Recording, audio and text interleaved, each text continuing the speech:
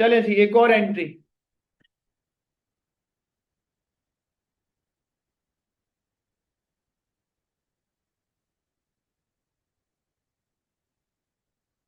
A sales invoice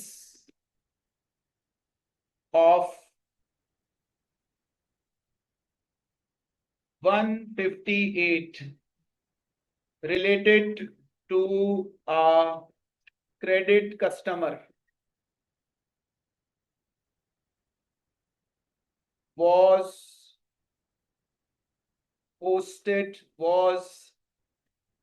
written as 185 in sales day book.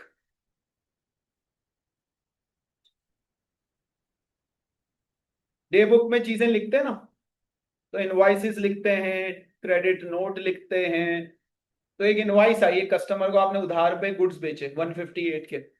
जब day book में डाला उसको, तो डे बुक में आपने उसको कहाँ लिख दिया? सेल्स डे बुक में लिखा, बिल्कुल करेक्ट लिखा। सेल्स डे बुक में ही जाना चाहिए था ना।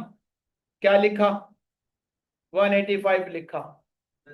वन साइडेड या टू साइडेड? One side. क्या ये सेल्स के अकाउंट को अफेक्ट करेगी, रिसीवेबल के अकाउंट को अफेक्ट करेगी, या दोनों को अफेक्ट करेगी?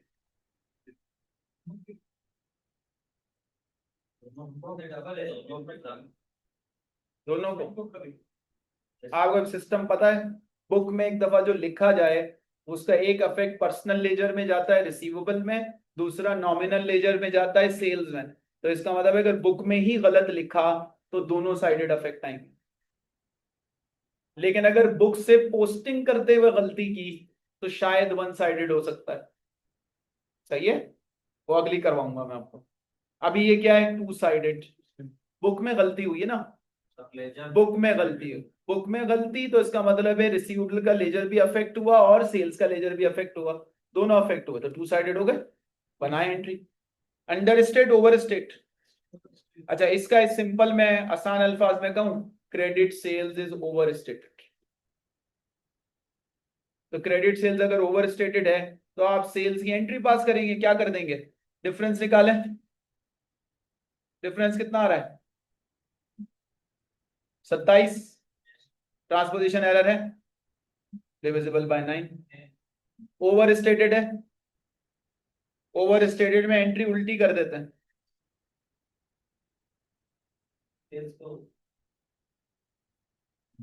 रिसीवेबल डेबिट सेल्स क्रेडिट, तो एंट्री उल्टी हो जाएगी। Sales debit 27, account receivable credit 27।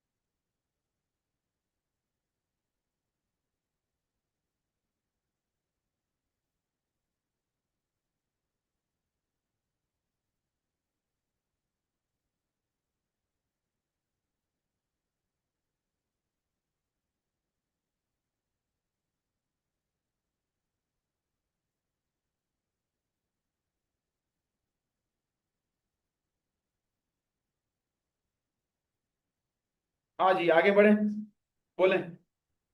Clear है ये? इससे वन साइडेड बोल सकते हैं। मैं बता रहा हूँ अभी आपको, वन साइडेड करके दिखाता हूँ।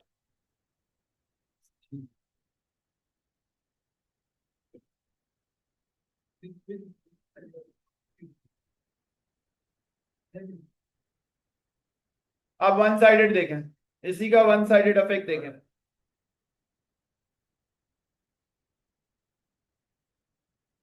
A sales invoice of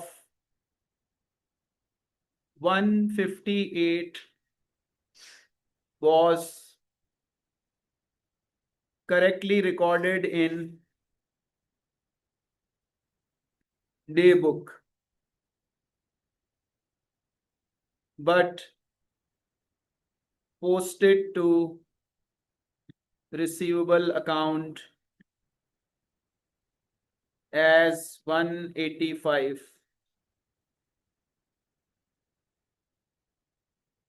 यानी कि आपने डे बुक सही बनाई, सही है, लेकिन जब डे बुक से लेजर्स बनना शुरू हुए तो वहां पर गड़बड़ कर दी।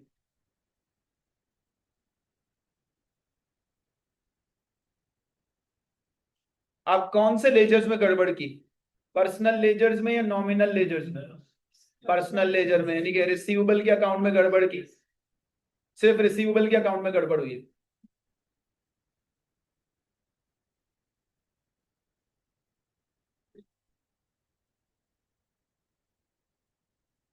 क्या गड़बड़ हुई रिसीवेबल के अकाउंट में? अकाउंट रिसीवेबल ओवर स्टेट हो गया, ओवर स्टेटेड बाय 27, सिर्फ रिसीवेबल ओवर स्टेट हुआ। तो रिसीवेबल ओवर स्टेट होने का मतलब रिसीवेबल डेबिट होता है, ओवर स्टेट होने का मतलब रिसीवेबल को क्या करना पड़ेगा, रिसीवेबल को क्रेडिट करना पड़ेगा। तो डेबिट में क्या आएगा, वन साइडेड होने की वजह से आपका ट्रायल बैलेंस आउट हो जाएगा।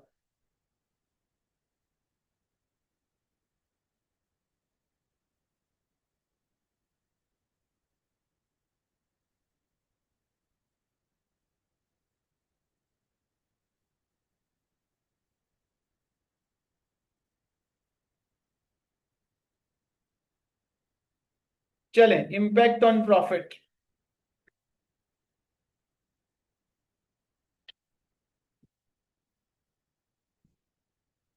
Impact on profit, no, nothing, no effect on profit. चलें, impact on asset, impact on asset,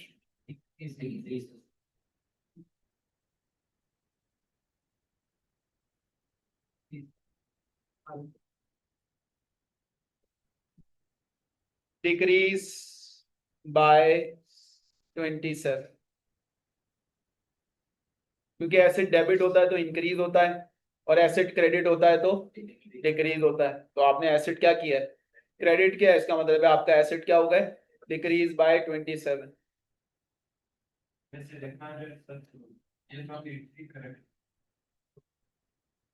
देखिए, वो सवाल में ये भी पूछ सकता है कि इस एरर का आपके एसेट पे क्या इम्पैक्ट आया करेक्शन से पहले, ये भी पूछ सकते हैं। इसका प्रॉफिट पे क्या इम्पैक्ट पड़ा इस एरर का करेक्शन से पहले, करेक्शन के बाद क्या इफेक्ट पड़ा। जो मैंने लिखा हुआ है ना, तो इसका मतलब है आप एंट्री के मोहताज हो गए, एंट्री बताएगी कि क्या इफेक्ट पड़ा। करेक्शन से पहले पहुंचते तो अकाउंट रिसीवेबल ओवर स्टेट हो गया था, तो एसेट इंक्रीज हो गया था 27 से, तो इसलिए हमने उसको डिक्रीज कर दिया 27 से ताकि वो ठीक हो जाए।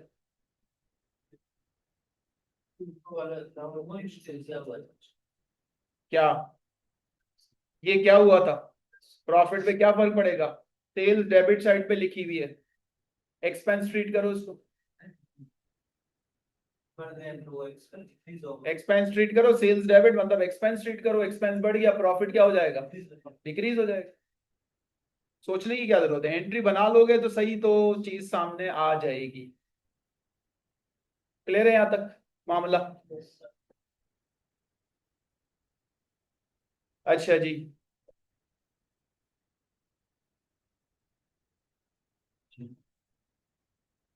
For example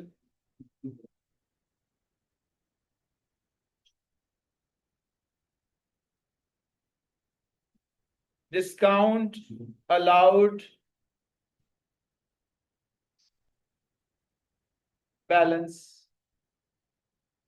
of 585 was posted on wrong side of trial balance. Discount allowed था 585 का, wrong side of trial balance में डाल दिया, लेजर से ना, ट्रायल बैलेंस लेजर से बनता है, इसका मतलब लेजर्स में बैलेंस था 585, कहां डाल दिया, wrong side of trial balance में डाल दिया। करें करेक्शन।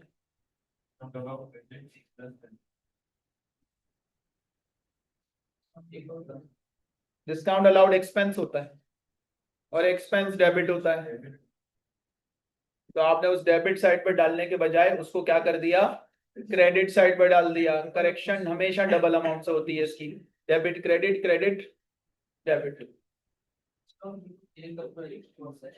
ये कंप्लीट रिवर्सल अगर होता, अगर ये कंप्लीट रिवर्सल होता तो टू साइडेड होता, ये तो वन साइडेड है। ट्रायल बैलेंस में जा रहा है, देखें लेजर से ट्रायल बैलेंस में जाएगा ना तो वो एक्सट्रैक्शन एरर है, ये याद रख लें आप, क्योंकि ट्रायल बैलेंस किससे बनता है, लेजर से बनता है, तो इसको एक्सट्रैक्शन एरर कहें, extraction error.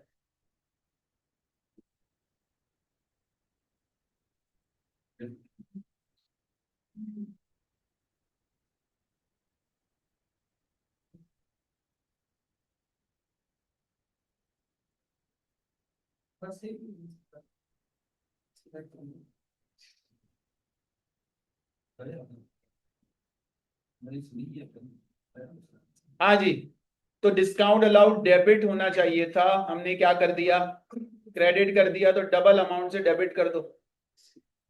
Discount allowed debit bye 585 plus 585 1170 से discount allowed debit and suspense account credit.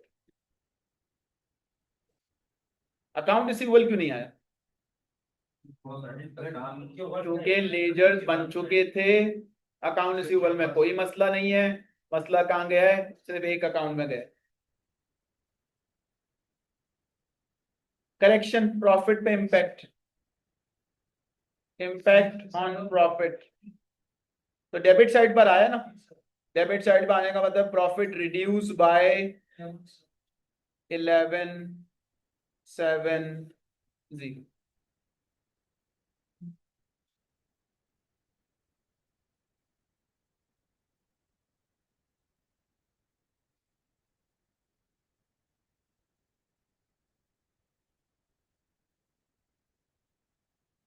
अच्छा, अब तक तो हम ये पूछते हुए आ रहे थे कि जी ये इम्पैक्ट बता दें प्रॉफिट पे क्या पड़ेगा, लेकिन अभी हमने फाइनेंशियल स्टेटमेंट बनाई नहीं है, लेकिन वो सवालात में पूछता है ग्रॉस प्रॉफिट पे क्या फर्क पड़ेगा और नेट प्रॉफिट पे क्या फर्क पड़ेगा। तो प्रॉफिट पे तो फर्क पड़ेगा, लेकिन वो प्रॉफिट के किस हिस्से को हिट करेगा, तो अभी हमने फाइनेंशियल स्टेटमेंट तो बनाई नहीं, तो ऐसे सवालात पर हम फंस जाएंगे, नहीं कर पाएंगे। तो उसके लिए मैं आपको एक अदद briefly profit and loss account बना के दिखाता हूं, ताकि आपको ग्रॉस और नेट का चक्कर समझा दूं, ताकि आप ग्रॉस और नेट के सवालात भी निपटा सकें। तो आए प्रॉफिट एंड लॉस अकाउंट कैसे बनाते हैं एक बिजनेस का, उसको देखते हैं।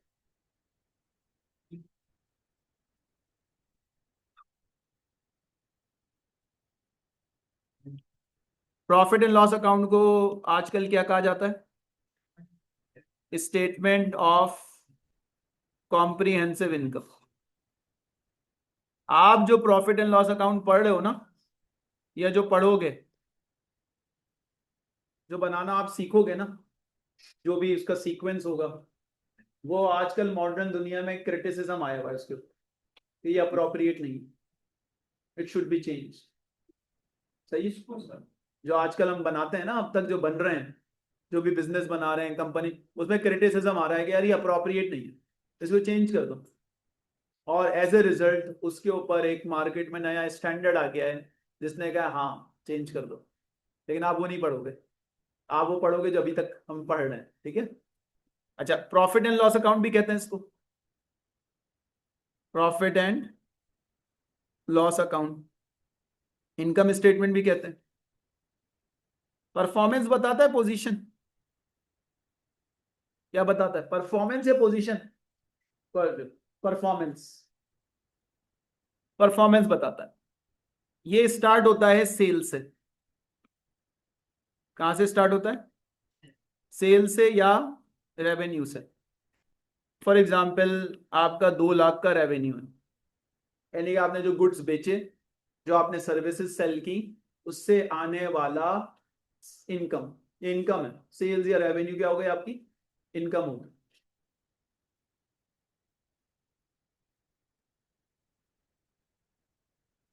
फिर इसमें से हम माइनस कर देते हैं जो चीज बेची है उसकी cost, cost of sales, suppose 1 lakh. ये कॉस्ट ऑफ सेल्स कैसे निकालते हैं हम आगे जाके पढ़ेंगे। अभी कॉस्ट ऑफ सेल्स क्या है कि ये चेयर जो है ये मैंने 10 रुपए की खरीदी और 20 रुपए की बेच दी, तो 20 रुपए क्या हो गई रेवेन्यू, और 10 रुपए क्या हो गई कॉस्ट ऑफ सेल्स, सेल्स करने की कॉस्ट। लेकिन इतना आसान नहीं है, मैं जस्ट सिंप्लीफाई करके बता रहा हूँ, ठीक है। तो ये जो प्रॉफिट आएगा ना ये फाइनल प्रॉफिट नहीं होगा, इसे क्या कहेंगे, इसे कहेंगे ग्रॉस प्रॉफिट। पता नहीं, एक बोले भाई मैंने 20 रुपए की चेयर बेची और खरीदी कितने की थी 10 रुपए की, तो मुझे 10 रुपए का प्रॉफिट हुआ। मैंने कहा जो बिजली चल रही है तुम्हारे अब्बा जान पे करेंगे, सैलरी तुम्हारे अब्बू निकालेंगे इसमें से, तो ये ग्रॉस तो है, ये फाइनल प्रॉफिट नहीं है। अब इसमें से 2 रुपए की इलेक्ट्रिसिटी भी तो निकालो, वो भी तो खर्चा किया तुमने, फिर फाइनल प्रॉफिट आएगा। तो पहले बिजनेस ग्रॉस दिखाते हैं और उसके बाद फिर आखिर में क्या दिखाते हैं, नेट दिखाते हैं कि भाई फाइनल प्रॉफिट हमारा ये सारे खर्चे निकालने के बाद। तो इसमें से हम क्या करते हैं, इसमें से हम अपनी तमाम एक्सपेंसेस माइनस करते हैं जितने भी हो रहे होते हैं, और अपनी अदर इनकम ऐड कर देते हैं। कोई इनकम आई हमारे पास तो वो ऐड कर देते हैं। फॉर एग्जाम्पल मैंने एज्यूम किया 20,000 का एक्सपेंस था और 5,000 की इनकम थी। अब बताएं प्रॉफिट क्या हुआ। कोई भी चीज हो सकती है, तुम्हारे घर के ऊपर सेब का दरख्त लगा हुआ है, इस पे सेब आते हैं वो बेचते हो तुम, इनकम। यहाँ पीछे एक सेब का दरख्त लगा हुआ है, हम बच्चों को भी पढ़ा रहे हैं, उनसे भी इनकम आ रही है, सेब के दरख्त से सेब बेचते हैं उससे भी इनकम आ रही है, वो अदर इनकम है, वो मेरी मेन इनकम नहीं है। उसके एक्सपेंसेस क्या है वैसे, जो भी होंगे वो नेट हो जाएंगे।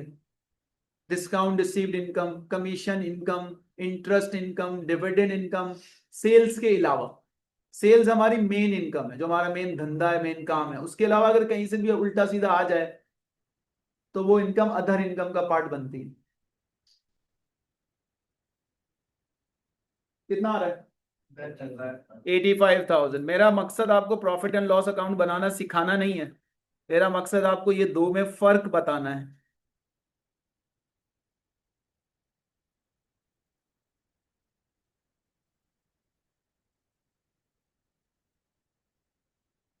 सही है तकरीबन।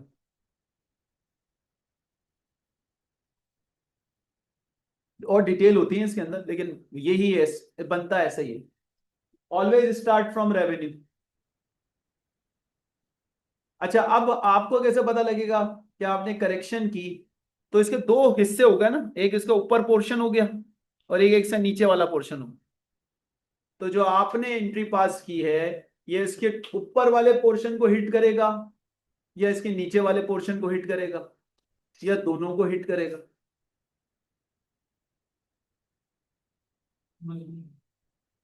मैं आपसे कहूं for example sales account is over stated, impact बताओ प्रॉफिट के ऊपर, तो आप बताओगे ग्रॉस पे नेट पे। अगर मैं आपसे कहूं इलेक्ट्रिसिटी का बिल अंडर स्टेटेड हो गया, तो आप क्या बताओगे, नेट प्रॉफिट अंडर स्टेट हुआ या ग्रॉस प्रॉफिट अंडर स्टेट हुआ। तो आप ये देखोगे कि वो जो एरर है वो इस हिस्से को हिट कर रहा है तो नेट प्रॉफिट पे इफेक्ट आएगा, नीचे वाले हिस्से। और अगर वो इस हिस्से को हिट कर रहा है तो ग्रॉस प्रॉफिट पे इफेक्ट आएगा। जैसे सेल्स और परचेजेस और सेल्स रिटर्न और परचेज रिटर्न ऊपर वाले हिस्से में है, और इलेक्ट्रिसिटी तो फला खर्चे तो अदर खर्चे वो नीचे वाले हिस्से के अंदर है। जैसे बैड डेट्स हो गया, डेप्रिसिएशन हो गया, वो नीचे वाले हिस्से में। आगे कंप्लीट एक्सपेंसेस, इंश्योरेंस, इंटरनेट, तो अब आप करेक्शन करते वक्त उसको पकड़ेंगे कि वो इस हिस्से में। यहाँ जो एक्सपेंसेस होते हैं ना ये अदर देन परचेजेस और परचेज रिटर्न के सारे मेजोरिटी एक्सपेंसेस यहाँ आ रहे होते हैं। इलेक्ट्रिसिटी, इन्हें ऑपरेटिंग एक्सपेंस कहते हैं, रेंट, सैलरी। लेकिन जब तुम फाइनल अकाउंट पढ़ोगे ना, आखिरी वाला टॉपिक, फिर आपको एक्चुअली बताया जाएगा कि कौन सी चीज सीओ कॉस्ट ऑफ सेल्स में आती है और कौन सी चीज कॉस्ट ऑफ सेल्स में नहीं आ सकती। असल आपको तब पता चले। ये नेट प्रॉफिट 85 तरीके से बन गए। कैसे बन गया, कैलकुलेटर से बताया इसने। पूरा 1 lakh minus 20,000 plus 5,000 85,000।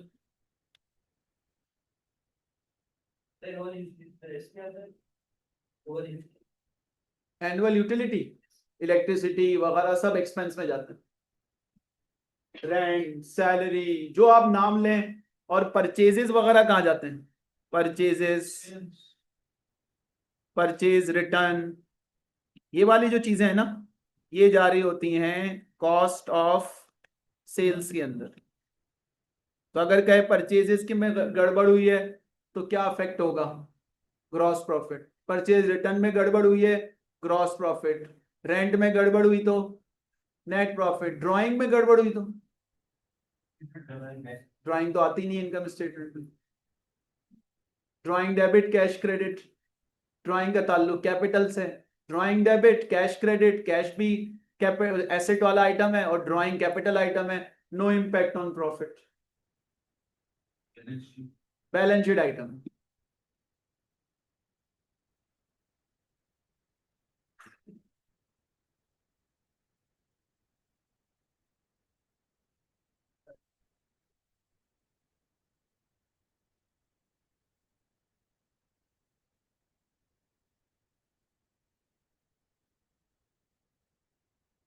Credit purchases of 1025 was not recorded।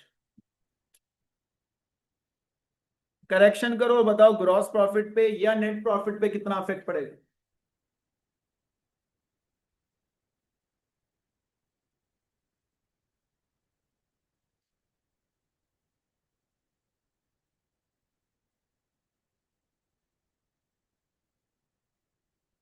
Credit purchases of 1025 was not recorded। कर ले record. Two sided omission, two sided omission हो गया ना। Two sided omission. परचेजेस की एंट्री क्या होती है? परचेजेस डेबिट 1025, अकाउंट्स पेबल या पेबल क्रेडिट 1025। हो गई करेक्शन? क्या ये प्रॉफिट को अफेक्ट करेगा? पहले तो चीज है ना, प्रॉफिट को अफेक्ट करेगा? यस करेगा, करेगा। सही है। प्रॉफिट को रिड्यूस करेगा क्योंकि डेबिट साइड पे एक्सपेंस है। प्रॉफिट को रिड्यूस करेगा। कौन से प्रॉफिट को रिड्यूस करेगा? Gross profit is reduced by, gross profit is reduced by 1025।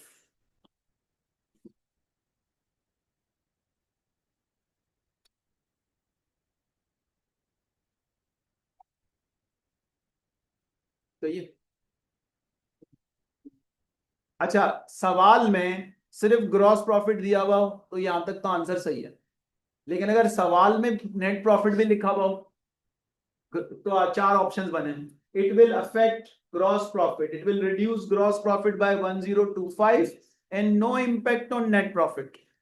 It will reduce gross profit by 1025, also net profit by 1025। अगर उसने नेट भी डाला तो जो नेट होता है ना वो ग्रॉस से तो निकलता है। जब ग्रॉस गिरेगा तो नेट भी गिरेगा। अगर नहीं पूछा तो हम मुंह पे उंगली रख के आंसर कर देंगे ग्रॉस प्रॉफिट रिड्यूस हो गया। लेकिन अगर नेट पर भी इसका इफेक्ट पूछ रहा है तो ग्रॉस प्रॉफिट गिरेगा तो नेट प्रॉफिट भी गिरेगा। अब वैसी बात है, ग्रॉस प्रॉफिट बढ़ेगा तो नेट प्रॉफिट भी बढ़ेगा। तो ये भी ध्यान में रखना है, तो दोनों चीजों पे इम्पैक्ट पूछ रहा है या वन चीजों पे इम्पैक्ट पूछ रहा है।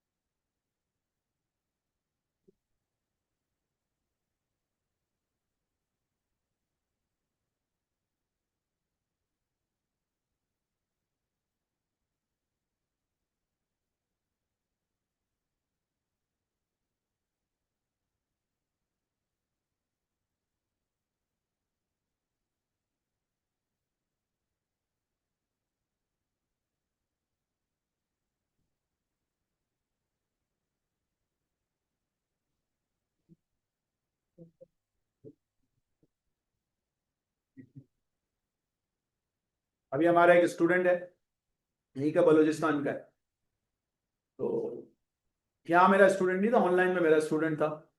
तो मुझे कहने लगा सर वो मैं यहाँ पर मिनिस्ट्री ऑफ डिफेंस के जो ऑडिट सीनियर ऑडिटर अपॉइंट हुआ हूँ, मुझे आप पढ़ाने का मौका दें। मैंने कहा आ जाओ, बैठ के बात कर लेते हैं, देखते हैं तुम्हें क्या पढ़ाना आता है, पढ़ा सकते हो नहीं पढ़ा सकते हो, फिर देखेंगे मौका मिलेगा या नहीं मिलेगा। तो जो लोग यहाँ से करके भी है ना, उनकी ख्वाहिशात यही है वो यही काम करें ना, किसी ना किसी तरीके से। लोग अपने अपनों के साथ रहना पसंद करते हैं नॉर्मली ना, तो उन्हें अगर कहीं भी कोई पोजीशन मिलती है तो वैसे भी यहाँ पर लोग इतने काबिल होते भी नहीं है, तो जरा सा बंदा कुछ क्वालिफाइड हो जाता है वो फिर यहीं आके लग जाता है ना टिकाई करके। तो फिर देखें ये फिर आपके कनेक्शंस बिल्ड हो रहे हो। अब मिनिस्ट्री ऑफ डिफेंस के अंदर एक बंदा, सही है, सीएमए के अंदर मेरा एक ऑलरेडी बंदा है, बीआरए में एक ऑलरेडी एक बंदा है, ठीक है। अब मुझे कोई काम करवाना होगा तो मुझे पता है वो आजकल का स्टूडेंट मना कर देगा, पुराने स्टूडेंट मना नहीं करते।